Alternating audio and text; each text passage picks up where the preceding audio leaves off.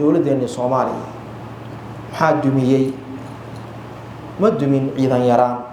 77 waxay ahayd dowladda Afrika dowladda ugu xoog badan Afrika oo Itoobiya ka adkaatay dhaqaale la'aan ma dumin dad yaraan ma dumin waxay la duntay akhlaaqdii dowladnimada ayaa meesha ka baxday ugu dambeyntii cadaalad baa la waayay maxkamadii halaalush noqday dadkii baa waxay noqdeen kulli dad musuqmaasuq kii wasiiraha wuxuu haystay musuqmaasuqay agaashin wuxuu haystay musuqmaasuqay 78 iyo 79 waxaan leeyahay 88 iyo 89 iyo 90 dowladda dumay wax yar ka hor dalka waxyaalaha ugu badan laga dhoofiyaa muxuu ahaa iskaraab buu ahaa iskaraabka ma taqaanaa wuxuu ahaa warshadii baa la furfurtay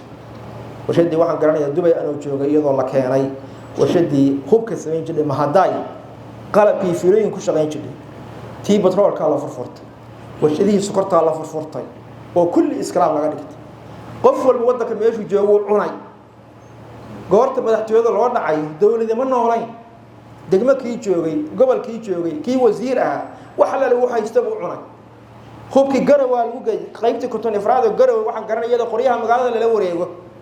xasaas iyadoo la sida dukaan ma joogay la keenay jiray wariyaha naga gaday arsaanta baa la oran jiray warsaas ciidanka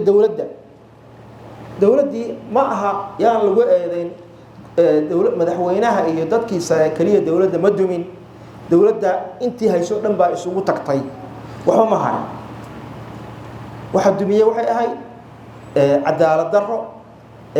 amaana xumaan maxaa min tooxsi waagi dambe qof lagu kalsooyay qof kale xil looma dhiibi jirin ugu dambeynta